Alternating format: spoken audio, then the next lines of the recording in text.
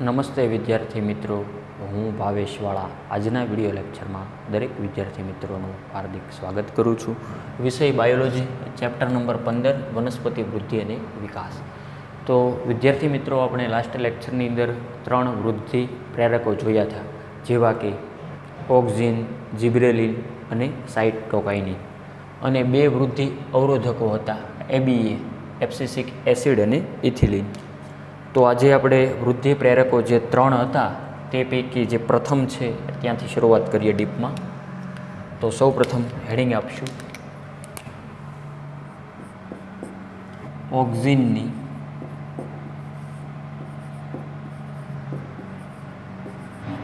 અસરો વર્ણવો.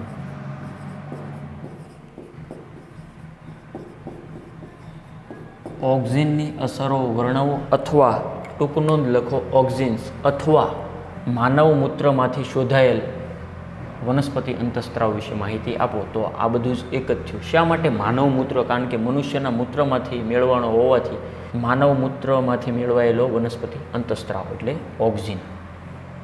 તો બહુ સહેલું વર્ણન છે, અહીંયા ને અહીંયા યાદ રહી જાય એવું. તો જોઈએ સ્ટેપ બાય સ્ટેપ. ઓક્ઝિન છે એ ગ્રીક શબ્દનો બનેલો છે. જો અહીં આપણે લખીએ ઓક્ઝિન, ગ્રીક શબ્દ,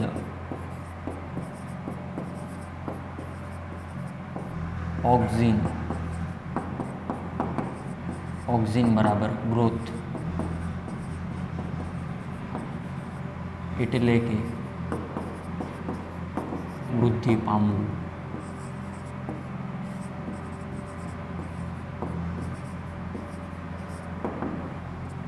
તેનું સૌ પ્રથમ મનુષ્યના મૂત્રમાંથી અલગીકરણ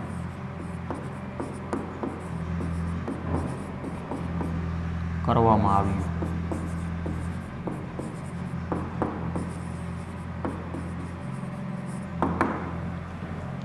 ઓક્ઝિન છે એ વિદ્યાર્થી મિત્રો ગ્રીક શબ્દનો બનેલો છે. ઓક્ઝિન બરાબર ગ્રોથ, ગ્રોથ એટલે ડેવલપ થવું, વૃદ્ધિ થવું. રેડી? જેનો મતલબ જ વૃદ્ધિ થાય ઓક્ઝિનનો, એટલે કે તેનું સૌ પ્રથમ મનુષ્યના મૂત્રમાંથી અલગીકરણ કરવામાં આવેલું હતું auxin. Clear? Indole 3 acetic acid,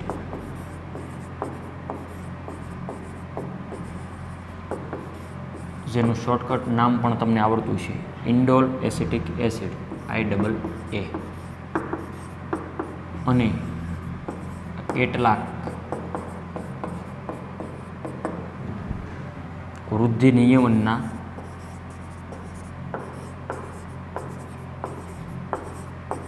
ગુણધર્મો ધરાવતા અન્ય કુદરતી તેમજ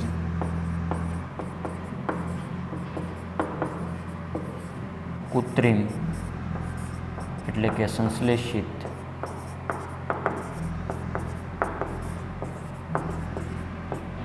સંયોજનો માટે ઉપયોગ કરાય છે. શું વાત કરી કે IA બોલે તો ઇન્ડોલ એસિટિક એસિડ, અને કેટલાક વૃદ્ધિ નિયમનના ગુણધર્મો ધરાવતા અન્ય કુદરતી તેમજ જો માનવ સર્જિત હોય તો સંશ્લેષિત કૃત્રિમ સંયોજનો ઉપયોગ કરાય છે. તેઓ સામાન્ય રીતે પ્રકાંડ તેમજ મૂળની વૃદ્ધિ પામતી ટોચના ભાગે ઉદ્ભવે છે.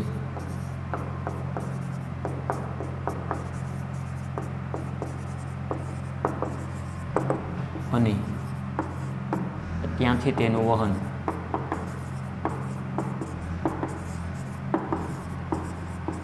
કાર્યસ્થાને થાય છે.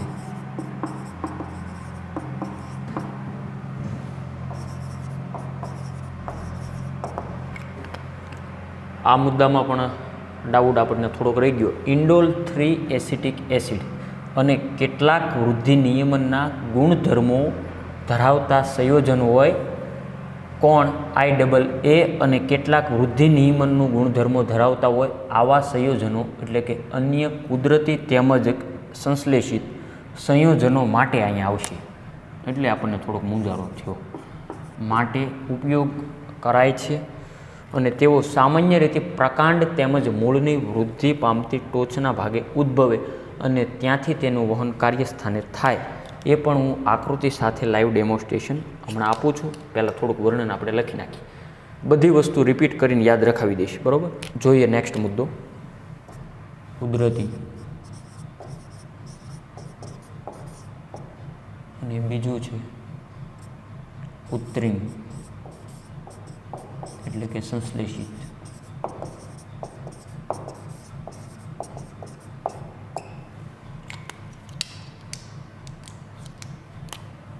IA તેમજ IBA. What is IBA? Indole butyric acid.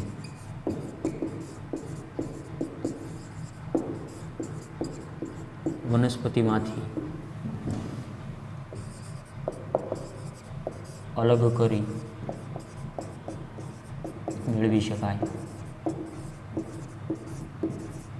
જ્યારે સંશ્લેષિત કે કૃત્રિમમાં વાત કરીએ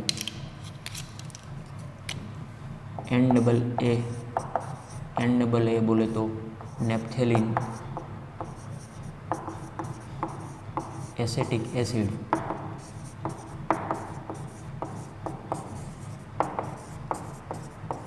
અને 2,4-D જેનું ફૂલ ફોર્મ ડાયક્લોરો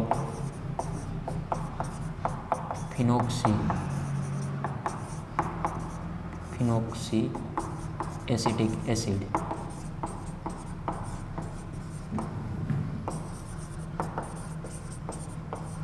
કૃત્રિમ કે સંશ્લેષિત ઓક્સિન્સ છે.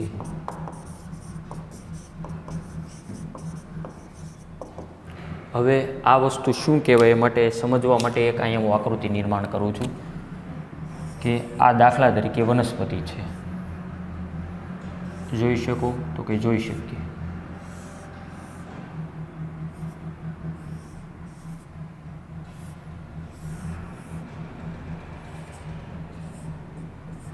ચાલો રેડી? ધ્યાન અહીં આપજો તો કે રેડી. હવે આ તમે જાણો છો કે આ વનસ્પતિનો હવાઈ ભાગ જેને આપણે પ્રરોહતંત્ર તરીકે ઓળખીએ છીએ અને જમીનમાં જે હોય તે મૂળતંત્ર. પ્રરોહતંત્રની અંદર મૂળતંત્ર સિવાયનો ભાગ બોલે તો પ્રકાંડ, પર્ણ, પુષ્પ, ફળ વગેરે. તો આ જે અહીંયા ખૂણો પડે જેને કક્ષ કહેવાય અને તેમાંથી નીકળતી કલિકા જેને કક્ષ કલિકા તરીકે આપણે ઓળખીએ છીએ. આગળના લેક્ચરો યાદ કરો વનસ્પતિ રિલેટેડ તો કે યાદ જ છે. જોજો ઇન્ડોલ 3 એસિટિક એસિડ IA અને કેટલાક વૃદ્ધિ નિયમનના ગુણધર્મો ધરાવતા અન્ય કુદરતી તેમજ કૃત્રિમ બોલે તો સંશ્લેષિત સંયોજનો માટે ઉપયોગ કરાય છે. કોનો? ઓક્સિનનો. તો કે સાહેબ કયા એવા છે કે કુદરતી અને કયા એવા છે કૃત્રિમ? એટલા માટે મેં અહીંયા લખ્યું કે IA જે કુદરતી છે IA ઇન્ડોલ એસિટિક એસિડ તેમજ IBA ઇન્ડોલ બ્યુટેરિક એસિડ વનસ્પતિમાંથી અલગ કરી શકાણા એટલે કે નેચરલમાંથી જે પ્યોર મેળવી શકાણા. જ્યારે આ છે સંશ્લેષિત જે પ્યોર નહોતા પણ જેની કોઈ સાથે બનાવટથી એ મેળવાના NAA નેપ્થેલિન એસિટિક એસિડ અને 2,4-D ડાયક્લોરોફિનોક્સી એસિટિક એસિડ કૃત્રિમ કે સંશ્લેષિત ઓક્સિન્સ છે. મતલબ આ બધા જ વિદ્યાર્થી મિત્રો ઓક્સિન્સના પ્રકારો છે. NAA 2,4-D રેડી અને આ બે. અને નેક્સ્ટ મુદ્દો કે તેઓ સામાન્ય રીતે પ્રકાંડ તેમજ મૂળની વૃદ્ધિ પામતી ટોચના ભાગે ઉદ્ભવે. આ ક્યાં ઉદ્ભવે? તો કે પ્રકાંડ તેમજ પ્રકાંડની ટોચ એટલે કઈ થઈ? આ થઈ સામાન્ય રીતે પ્રકાંડ તેમજ મૂળની વૃદ્ધિ પામતી ટોચના અગ્રભાગે ઉદ્ભવે. જો અહીંયા મેં દર્શાવ્યું રેડ, અને ત્યાંથી તેનું વહન કાર્યસ્થાને થાય. હવે આ વૃદ્ધિ પ્રેરક છે એ મૂળની ટોચ અને પ્રકાંડની ટોચના ભાગે ઉદ્ભવે. વનસ્પતિને દાખલા તરીકે બાકીના ભાગના વિકાસ માટે જરૂર રહેશે તો ત્યાં તેનું વહન થઈ શકે. દાખલા તરીકે આજે પર્ણનું અંદર વહન થાય તો પર્ણ મોટું થયું તેમ. આવું કંઈક સમજાય થોડું થોડું? તો કે થોડું થોડું સમજાય. હા કે ના? કે તેઓ સામાન્ય રીતે પ્રકાંડ તેમજ મૂળની વૃદ્ધિ પામતા ટોચના ભાગે ઉદ્ભવે અને ત્યાંથી તેનું વહન કાર્યસ્થાને થાય, જે જગ્યાએ કાર્ય કરવું હોય ત્યાં. તો આ જ બેઝિક માહિતી છે. હજી વર્ણન આના કરતાં પણ સહેલું છે, આના કરતાં ખૂબ જ સરળ છે. હવે સૌ પ્રથમ આ આકૃતિ જરૂરિયાત આપણે દોરવાની નથી, એનસીઆરટી બુક્સની છે, આપણે ત્યારે જોઈ લઈશું. આ આકૃતિ સાફ કરીને હું અહીંથી લખું છું.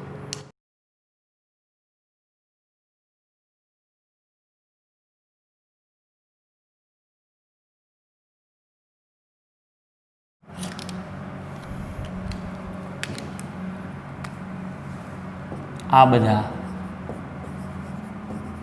ઓક્સિનની વ્યાપક રીતે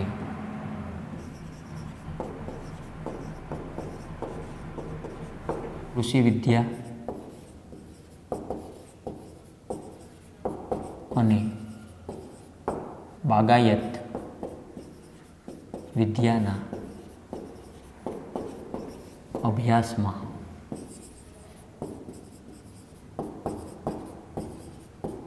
ઉપયોગિતા છે. આપણે સૌ પ્રથમ બે મુદ્દા લખતા જઈએ અને બે મુદ્દા સમજશું. તેઓ પ્રકાંડના કાપેલા ભાગો કે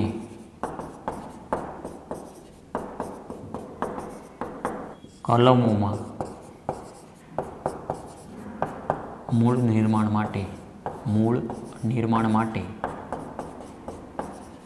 જવાબદાર છે. શું વાત કરી કે આ બધા ઓક્સિન જે નામ આપણે હમણાં અહીંયા જોઈએ તે બધા, કે આ બધા ઓક્સિન વ્યાપક રીતે વિશાળ પ્રમાણમાં કૃષિ વિદ્યા, બોલે તો ખેતીવાડી અને બાગાયતી વિદ્યાના અભ્યાસમાં ઉપયોગિતા છે. વોટ ઇઝ બાગાયતી? એટલે કે દાખલા તરીકે ફળની ખેતી થતી હોય, ફળના બગીચાઓ, તે કે તેઓ પ્રકાંડના કાપેલા ભાગોમાં કે કલમોમાં મૂળના નિર્માણ માટે જવાબદાર છે. એ તમે જોઈ ગયા કે કલમ, દાખલા તરીકે આંબાની કલમ થાય, લીંબુની કલમ થાય વગેરે, સંતરાની કલમ થાય, કે તેઓ પ્રકાંડના કાપેલા ભાગોમાં કે કલમોમાં મૂળના નિર્માણ માટે જવાબદાર હોય. એ તમને ખ્યાલ જ છે, છતાં પણ જો ન ખ્યાલ આવે તો અહીંયા તમને સમજાવું કે આ દાખલા તરીકે કોઈ વનસ્પતિનું પ્રકાંડ આ રીતે કાપેલું છે, આ મૂળવાળો ભાગ છે, અને આ કોઈ બીજી વનસ્પતિ છે, આ તેનું પ્રકાંડ આવું કંઈક છે. રેડી? આ બંનેને જોડી દીધું અને કોઈ કાપડની મદદથી, દોરાથી બાંધી દીધું, દોરીની મદદથી. તો શું થાય કે તેઓ પ્રકાંડના કાપેલા ભાગો કે કલમોમાં મૂળ નિર્માણ માટે જવાબદાર છે. આ મૂળનું નિર્માણ થવા માટે કોણ જવાબદાર છે વિદ્યાર્થી મિત્રો? ઓક્સિન. આવી કંઈક વાત કરવા માગે છે. ક્લિયર? નેક્સ્ટ પોઈન્ટ જોઈએ. જે વનસ્પતિના પ્રસર્જન માટે વ્યાપક રીતે ઉપયોગમાં લેવાય છે.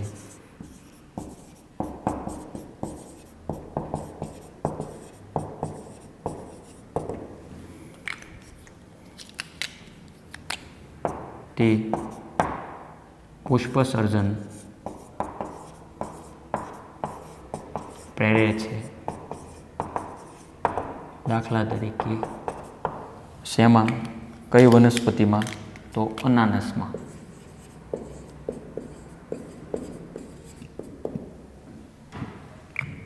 શું વાત કરી આ બે મુદ્દામાં? કે જે વનસ્પતિના પ્રસર્જન માટે વ્યાપક રીતે ઉપયોગમાં લેવાય, કે વનસ્પતિનો કોઈ ભાગ, મૂળ, પ્રકાંડ કે પર્ણ જેમાંથી નવી વનસ્પતિ ઉગાવી શકાય, પ્રસર્જન માટે વ્યાપક રીતે ઉપયોગમાં લેવાય ઓક્સિનનો ઉપયોગ. આ બધી વાત ઓક્સિનની જ થાય. અને તે પુષ્પ સર્જન પ્રેરે કે પુષ્પનું સર્જન વધશે. દાખલા તરીકે અનાનસ બોલે તો પાઇનેપલમાં. હવે આ આકૃતિની જરૂરિયાત નથી.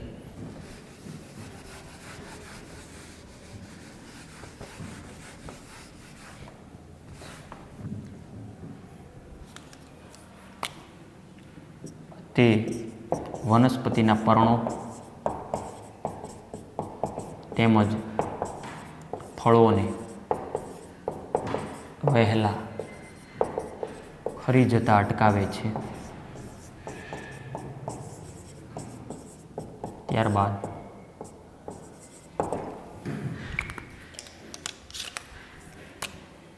જીર્ણ અને પરિપક્વ પર્ણો અને ફળોના પતનને પ્રેરે છે. શું અસર થાય ઓક્સિનની? તે વનસ્પતિના પર્ણો તેમજ ફળોને વહેલા ખરી જતા અટકાવે છે. તો ઓક્સિન વનસ્પતિ માટે જરૂરી છે, હા કે ના? જીર્ણ એટલે કે એક પ્રકારનું વૃદ્ધ. જીર્ણ અને પરિપક્વ પર્ણો જે પીળા પડી ગયા હોય, જે ખરવાની તૈયારીમાં હોય, જીર્ણ અને પરિપક્વ પર્ણો અને ફળોના પતનને પ્રેરશે. એટલે કે ઓલરેડી જે પર્ણ અને ફળ જે પરિપક્વ થયું હોય તો એ વનસ્પતિથી જુદું પડશે તેમ. એ તો યોગ્ય જ છે ને ભાઈ, યોગ્ય સમયે, જેથી નવા બીજા પર્ણો આવી શકે. તો આ ઓક્સિનની અસરો થઈ જે તમારે ખાસ યાદ રાખવાની છે. આ બધા ઓક્સિનની વ્યાપક રીતે કૃષિ વિદ્યા અને બાગાયત વિદ્યાના અભ્યાસ માટે ઉપયોગિતા છે. તેઓ પ્રકાંડના કાપેલા ભાગો કે કલમોમાં મૂળ નિર્માણ માટે જવાબદાર છે, જે વનસ્પતિના પ્રસર્જન માટે વ્યાપક રીતે ઉપયોગમાં લેવાય. તે પુષ્પ સર્જન પ્રેરે. દાખલા તરીકે અનાનસમાં તે વનસ્પતિના પર્ણો તેમજ ફળોને વહેલા ખરી જતા અટકાવે છે. જીર્ણ એટલે કે વૃદ્ધ અને પરિપક્વ પર્ણો ફળોના પતનને પ્રેરે છે. પતન એટલે કે નીચે પડવું. ક્લિયર? વનસ્પતિના પર્ણ અને ફળ. તો સૌ પ્રથમ પહેલાં એટલી વસ્તુ નોટ કરો, હજી થોડુંક વર્ણન બાકી છે.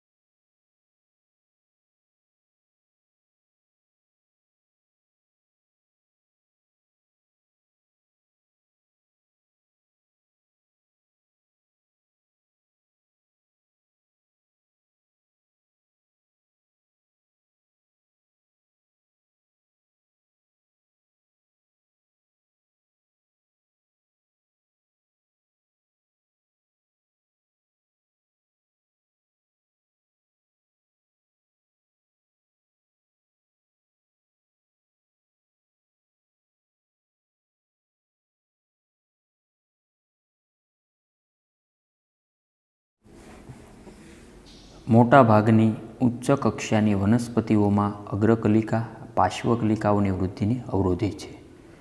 મોટાભાગની ઉચ્ચ કક્ષાની વનસ્પતિઓમાં અગ્રકલિકા એટલે કે આગળની ઉપરની કલિકા અને સાઈડની એટલે કે પાર્શ્વકલિકાની વૃદ્ધિને અવરોધે છે.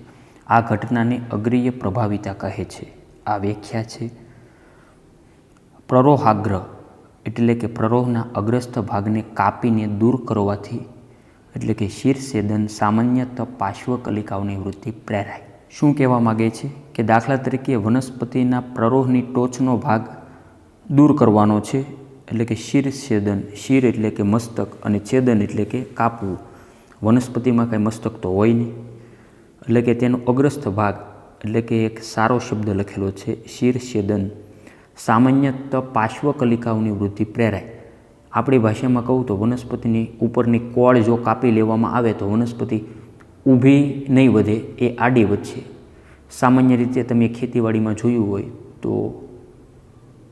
તો જે કપાસ છે તો તેના ઉપરના મોહેકા કાપી લેવામાં આવે જેથી એ સાઈડમાં ફેલાશે. તેમ એક પ્રકારનું આ ઘટનાની અગ્રીય પ્રભાવિતા કહે છે તે તો વાત કરી, એટલે કે સામાન્યતઃ પાર્શ્વીય કલિકાઓની વૃદ્ધિ પ્રેરાય. આ બાબતનો વ્યાપક ઉપયોગ ચાના બગીચામાં રોપાનું ભૂમિમાં આરોપણ કરતી વખતે તેમજ વાડ બનાવવામાં ઉપયોગી છે. એટલે કે ચાના બગીચાના રોપા છે તેને જમીનમાં આરોપણ કરતી વખતે અને વાડ બનાવવા માટે આ રીતે તેનો ઉપયોગ થાય. એટલે કે ઉપરના મોહેકા કાપી લેવામાં આવે જેથી તેનો ફેલાવો સારી રીતે આમાં આડી રીતે થઈ શકે. ઓક્ઝિન અફલિત ફળ વિકાસને પ્રેરે. રેડી? એટલે કે ફલન થયા વગરનું ફળ જેને કૂટ ફળ કહેવાય, જે આગળ તમારે વિસ્તૃતમાં 12 સાયન્સની અંદર આવશે. ઓક્ઝિન્સ અફલિત ફળ વિકાસને પ્રેરે છે, જેમ કે ટામેટામાં, અને તેનો વ્યાપક રીતે તૃણનાશક, તૃણ એટલે ઘાસ અને નાશક એટલે નાશ કરવું, વ્યાપક રીતે તૃણનાશક તરીકે ઉપયોગ થાય. આકૃતિમાં સ્પષ્ટ તમે જોઈ શકો કે વનસ્પતિઓમાં અગ્રીય પ્રભાવિતા દર્શાવતી આકૃતિ 2 આપેલી છે, એ અને બી. તો એમાં એ આકૃતિ છે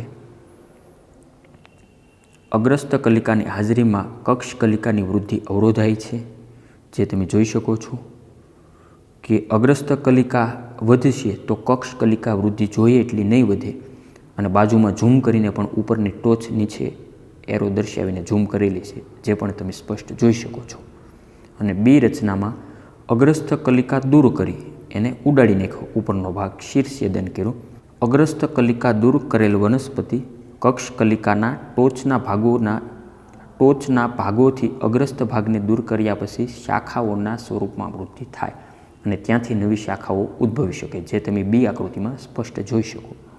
આ રચના તમારે દોરવી ફરજિયાત નથી, ખાલી સમજણ માટે જ છે. 2,4-D બહોળા પ્રમાણમાં દ્વિદળી નીંદણનો નાશ કરે. દ્વિદળી નીંદણ એટલે કે જે વનસ્પતિના બીજ 2 ભાગમાં ડિવાઈડ કરી શકાય તેને દ્વિદળી વર્ગની વનસ્પતિ કહેવાય.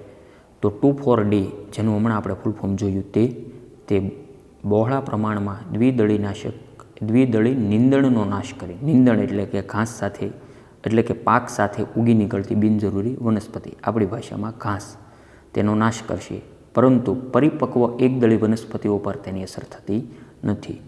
તેનો ઉપયોગ એટલે કે 2,4-Dનો ઉપયોગ માળીઓ દ્વારા નીંદણવિહીન લોન એટલે કે ઘાસને તૈયાર કરવામાં થાય, ખાસ કરીને બગીચાઓમાં કે નર્સરીમાં તેનો ઉપયોગ થતો હોય. ઓક્ઝિન્સ જલવાહકના વિભેદનનું નિયંત્રણ કરવામાં અને કોષ વિભાજનમાં પણ મદદરૂપ થાય છે. ત્યારબાદ વિદ્યાર્થી મિત્રો નેક્સ્ટ ક્વેશ્ચન જોઈએ. વર્ણવો જિબ્રેલિન્સ. આ પણ વૃદ્ધિ પ્રેરક અંતસ્ત્રાવ છે, એ પણ ખ્યાલ છે લેક્ચર 1 મુજબ કે જિબ્રેલિન્સ એ વૃદ્ધિ પ્રેરક અંતસ્ત્રાવ એટલે કે વનસ્પતિ વૃદ્ધિ પ્રેરક છે. ખૂબ સરળ વર્ણન છે. 100થી વધુ જિબ્રેલિન્સ વિવિધ સજીવો જેવા કે ફૂગ અને ઉચ્ચ કક્ષાની વનસ્પતિઓમાં નોંધાયેલા છે. તો હવે આ 100થી વધુ જિબ્રેલિન્સ મળી આવેલા છે, તો જેના નામ એટલે કે તેઓને GA1, GA2, GA3 ... નામ આપવામાં આવેલ છે, એટલે કે અનુક્રમે 1, 2, 3, 4, 5 અને 100 સુધી નામ આપેલા છે. જો કે જિબ્રેલિક એસિડ એટલે કે GA3 એ પહેલાં સંશોધન થયેલ જિબ્રેલિન્સ છે અને અત્યારે સૌથી વધારે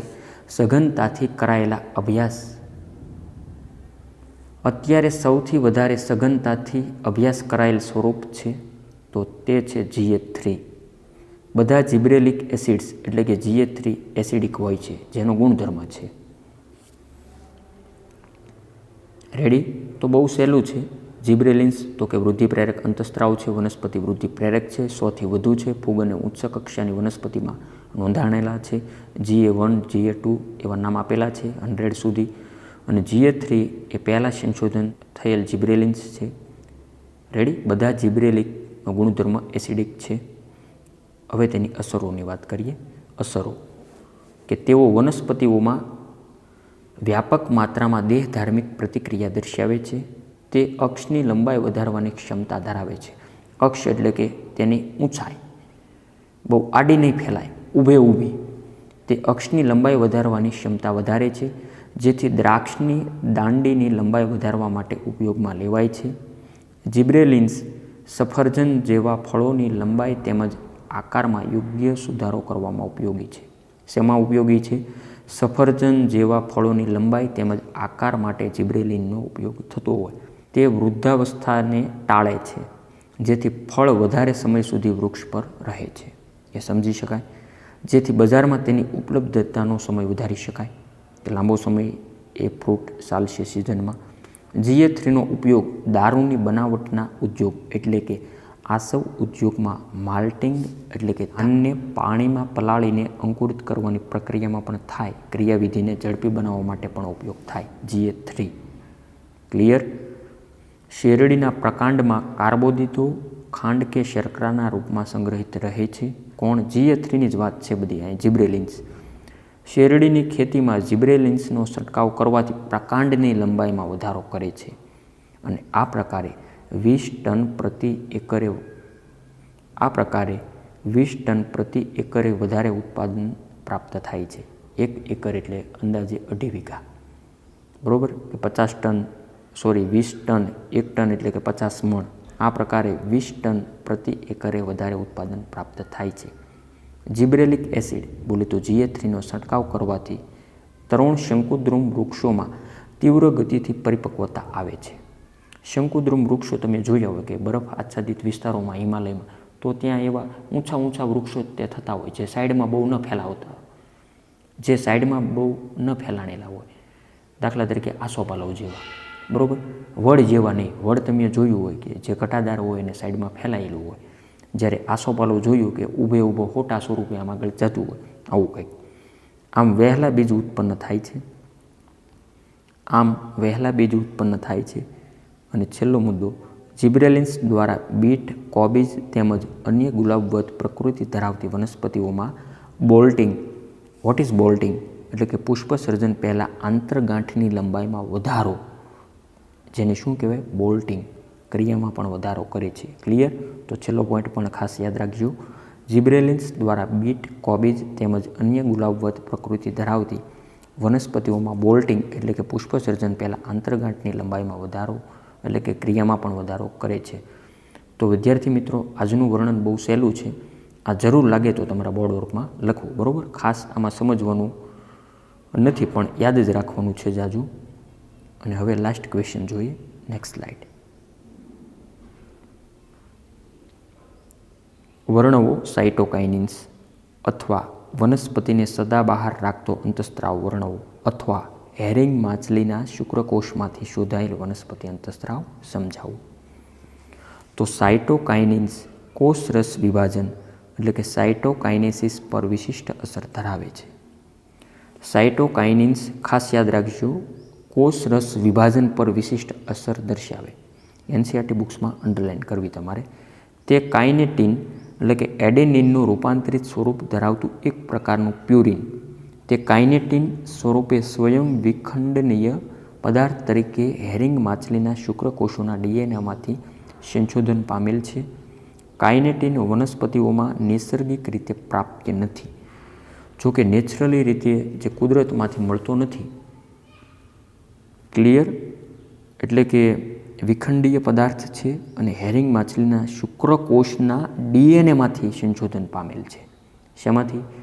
હેરિંગ માછલીના શુક્રકોષના DNAમાંથી સંશોધન પામેલ અંતઃસ્ત્રાવ હોય તો તે છે સાઇટોકાઇનિન્સ. એટલા માટે હેડિંગમાં આપ્યું છે હેરિંગ માછલીના શુક્રકોષમાંથી શોધાયેલ વનસ્પતિ અંતઃસ્ત્રાવ સમજાવવું.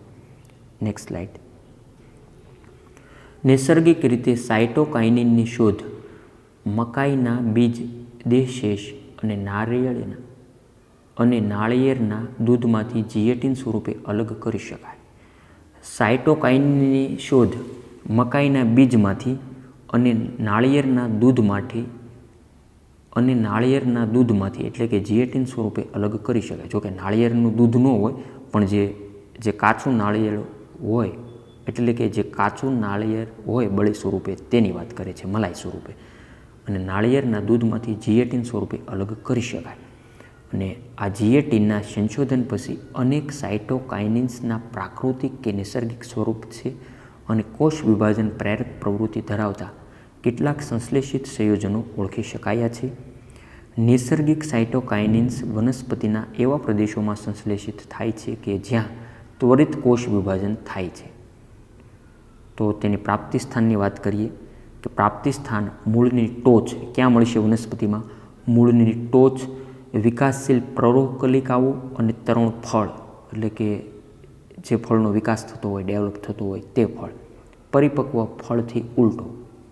અસરો શું થાય સાયટોકાઇનિન્સની? તો તે નવા પર્ણોમાં હરિતકણના સર્જનમાં મદદરૂપ થાય. શેમાં ઉપયોગ થાય? તે નવા પર્ણોમાં હરિતકણના સર્જનમાં મદદરૂપ થાય. બીજું, પ્રરોહની પાર્શ્વવૃદ્ધિ અને અસ્થાનિક પ્રરોહના સર્જનમાં ઉપયોગી છે. કોષરસ વિભાજન ઉપર વિશિષ્ટ અસર ધરાવે છે. કોષ વિભાજનની ક્રિયા સાથે સંકળાયેલ છે. અગ્રીય પ્રભાવિતતામાંથી મુક્તિ અપાવે છે.